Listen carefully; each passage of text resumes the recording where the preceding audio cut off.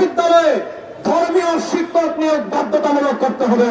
এজন্য অন্তর্বর্তীকালীন সরকারকে আমরা বলি, ডক্টর ইউনূস সাহেব, 2024 জুলাই আগস্টের গণবিপ্লব যদি না হতো, শেখ হাসিনা আপনার লিফট বন্ধ করে আটতলায় উঠাতো আর না হতো।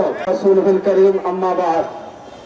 দেশের সকল প্রাথমিক বিদ্যালয়ে ধর্মীয় শিক্ষক নিয়োগ বাধ্যতামূলক ধর্মীয় শিক্ষক নিয়োগের দাবিতে এবং গানের শিক্ষক নিয়োগের যে প্রজ্ঞাপন জারি হয়েছে সেটা বাতিলের দাবিতে বাংলাদেশের আলেম ওলামা মাশায়েখদের প্রতিনিধিত্বশীল সংগঠন জাতীয় ওলামা মাশায়েখ আইম্মা পরিষদের উদ্যোগে আয়োজিত আজকের এই বিক্ষোভ সমাবেশে আপনারা দেখতে পাচ্ছেন ইতিমধ্যে আমাদের মাঝে উপস্থিত হয়েছেন 2024 জুলাই আগস্ট গণবিপ্লবের অন্যতম সিপাহসালার, বাংলাদেশের ইসলামী মূল্যবোধের অন্যতম পাহারাদার, ইসলাম দেশ ও মানবতার পক্ষের বলিষ্ঠ কণ্ঠ, জাতীয় ওলামা মাশায়েখ আইম্মা পরিষদের সম্মানিত উপদেষ্টা, ইসলামী আন্দোলন বাংলাদেশের সম্মানিত সিনিয়র নায়েবে আমির মুফতি সৈয়দ মোহাম্মদ ফয়জুল করিম শাহ চরমনাই হাফিজাহুল্লাহ, তিনি জাতির উদ্দেশ্যে গুরুত্বপূর্ণ বক্তব্য রাখবেন।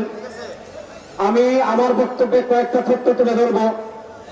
আমরা জাতীয় ওলামা মাশায়েখ আইম্মা পরিষদের পক্ষ থেকে আমাদের মুফতি ইউসুফ সুলতান এবং ডক্টর মুফতি আব্দুল্লাহ মাসুম হাফিজাহুল্লাহ তাদের তত্ত্বাবধানে জাতীয় ওলামা মাশায়েখ আইম্মা পরিষদ থেকে প্রাথমিক শিক্ষায় ধর্মীয় শিক্ষক নিয়োগ প্রয়োজন ও প্রাসঙ্গিকতা এ ব্যাপারে আমরা একটা নাতিদীর্ঘ প্রবন্ধ তৈরি করেছি, একটা গবেষণাপত্র তৈরি করেছি এবং রাষ্ট্রের গুরুত্বপূর্ণ জায়গায় ইতিমধ্যে আমরা পৌঁছিয়ে দিয়েছি। এই প্রবন্ধে আমরা বিভিন্ন তথ্য উপাত্ত সেগুলো আমরা প্রস্তুত করেছি। আমি সব তথ্য আপনাদের সামনে পেশ করব না, কয়েকটা তথ্য আমি আপনাদের সামনে পেশ করব। আমাদের দেশের শিক্ষা ব্যবস্থায় নামকা ওয়াস্তে ধর্মীয় শিক্ষক নিয়োগের কথা আছে, ধর্মীয় শিক্ষার কথা আছে, কিন্তু আমরা দেখেছি আমাদের দেশে এরকম বেশ কিছু ঘটনা আমাদের দেশের মিডিয়ায় আসছে।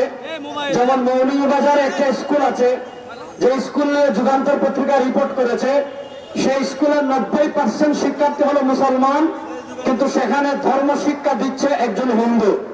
এরকম ফেনীতে একটা স্কুলের রিপোর্ট দেশ রূপান্তর এসেছে, সেখানে 94% শিক্ষক হলো ছাত্র স্টুডেন্ট হলো প্রাথমিক বিদ্যালয়ের মুসলমান, তাদেরকে ধর্ম শিক্ষা দিচ্ছে একজন হিন্দু।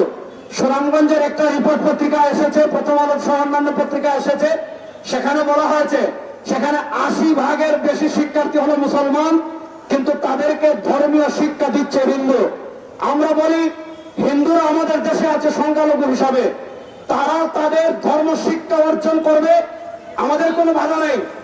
আপনারা হিন্দুদের হিন্দু ধর্ম শিক্ষা দেওয়ার জন্য হিন্দু শিক্ষক নিয়োগ দেন, আমাদের কোনো আপত্তি নাই। কিন্তু এই দেশ 92% মুসলমানের দেশ, এখানে মুসলমানদেরকে ধর্মীয় শিক্ষা দিবে হিন্দু, মুসলমানদেরকে ধর্মীয় শিক্ষা দিবে রাম, মুসলমানদেরকে ধর্মীয় শিক্ষা দিবে বাম। আমরা সেটা বরদাস্ত করিনি, কখনো বরদাস্ত করবো না। এদেশের মুসলমানের প্রাণের দাবি হলো আমাদের সন্তানেরা স্কুলে যায়, আমাদের সন্তানেরা প্রাথমিক বিদ্যালয়ে যায়, সেখানে যেমন তারা জ্ঞান অর্জন করবে সেখানে তেমন তারা নৈতিকতা অর্জন করবে। আপনারা দেখেছেন ফ্যাসিস্ট আওয়ামী লীগ ক্ষমতায় আসার শুরুর দিকে সর্বশেষ যে শিক্ষানীতি ছিল 2010, সে 2010 শিক্ষানীতির 2য় পৃষ্ঠায় স্পষ্ট বলা হয়েছে আমাদের বাচ্চাদের নৈতিকতা শিক্ষার জন্য তাদেরকে ধর্ম শিখাতে হবে, কারণ ধর্ম ছাড়া, ধর্ম শিক্ষা ছাড়া আর কোনো কিছু দিয়ে বাচ্চাদেরকে নৈতিকতা শেখানো যাবে না। এজন্য আমরা দেখেছি 2024 জুলাই আগস্টের গণবিপ্লবের পর আমাদের নেতা পীর সাহেব চরমনাই, আমাদের নেতা শায়েখে চরমনাই এবং অন্যান্য ইসলামের রাজনীতিবিদ বৃন্দ এবং যারা বরেণ্য ইসলামিক স্কলার আছেন এবং আমাদের বাংলাদেশে ইসলামপন্থী যত মুসলমান আছে, তাদের সকলের প্রাণের দাবি ছিল যে 2024 জুলাই আগস্টের সেই ভারতের সেট আপ যারা পতিত হয়েছে, ভারতের যে কারিকুলাম বাংলাদেশে তৈরি করা হয়েছে, যারা তৈরি করেছিল তাদের বিদায়ের পর আমাদের প্রাণের দাবি ছিল যে এবার আমাদের প্রাথমিক বিদ্যালয়ে ধর্মীয় শিক্ষক নিয়োগ দেওয়া হবে। কিন্তু আমরা গত 2 সপ্তাহ আগে দেখেছি প্রাথমিক গণশিক্ষা অধিদপ্তর যেটা আছে সেটা থেকে প্রজ্ঞাপন প্রকাশ করা হয়েছে, সেখানে ধর্মীয় শিক্ষার শিক্ষক নিয়োগের কোনো আলাপ নাই। 92% মুসলমানের প্রাণের দাবিকে উপেক্ষা করে সেখানে গানের শিক্ষক নিয়োগের প্রজ্ঞাপন জারি করা হয়েছে। আমরা আমাদের বাচ্চাদেরকে, আমরা আমাদের ছেলেদেরকে, আমরা আমাদের মেয়েদেরকে গান শেখানোর জন্য স্কুলে পাঠাই নাই, গান শেখানোর জন্য অনেক প্রতিষ্ঠান আছে, তারা শেখাবে। স্কুলে নৈতিকতা শেখানোর জন্য পাঠায়, স্কুলে চরিত্র শেখানোর জন্য পাঠায়, স্কুলে আদর্শ মানুষ হওয়ার জন্য পাঠায়। নৈতিকতা, চরিত্র এবং আদর্শ ইসলাম ধর্ম ছাড়া অন্য কিছু দিয়ে অর্জন করা সম্ভব না। সুতরাং আমরা স্পষ্ট ভাষায় বলি, দলের শিক্ষক নিয়োগের প্রজ্ঞাপন বাতিল করতে হবে এবং সকল প্রাথমিক বিদ্যালয়ে ধর্মীয় শিক্ষক নিয়োগ বাধ্যতামূলক করতে হবে।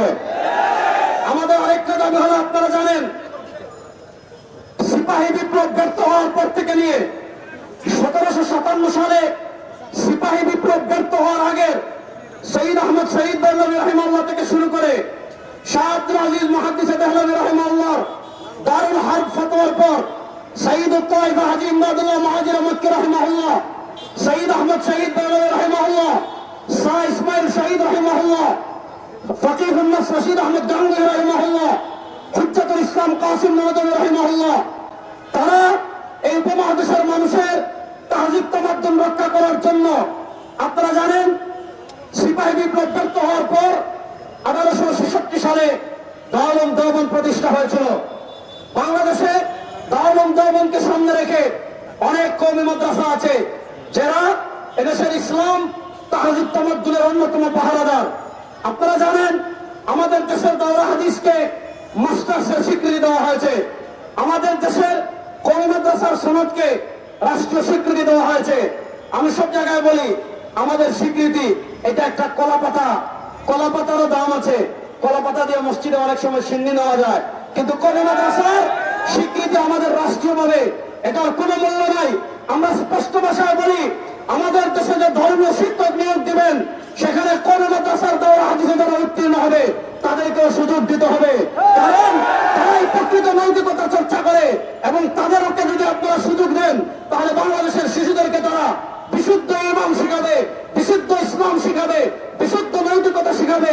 এজন্য অন্তর্বর্তীকালীন সরকারকে আমরা বলি, ডক্টর ইউনূস সাহেব, 2024-এর জুলাই আগস্টের গণবিপ্লব যদি না হতো, শেখ হাসিনা আপনার লিফট বন্ধ করে 8 তলায় উঠাতো আর না হতো। 2024-এর জুলাই আগস্টের গণবিপ্লবে আপনারা রাষ্ট্র ক্ষমতায় বসেছেন ভারতের এজেন্ডা বাস্তবায়ন করার জন্য নয়, আমেরিকার এজেন্ডা বাস্তবায়ন করার জন্য নয়। 2024-এর জুলাই আগস্টে কারফিউ ভেঙে প্রথম ঢাকার রাজপথে যিনি বের হয়েছিলেন, মুফতি সৈয়দ ফয়জুল করিমকে সামনে রেখে বলছি, যদি বাংলাদেশে আপনারা, পাকিস্তানে আপনারা যদি আমেরিকান এজেন্ডা বাস্তবায়ন করতে চান, ভারতের এজেন্ডা বাস্তবায়ন করতে চান, বাংলাদেশে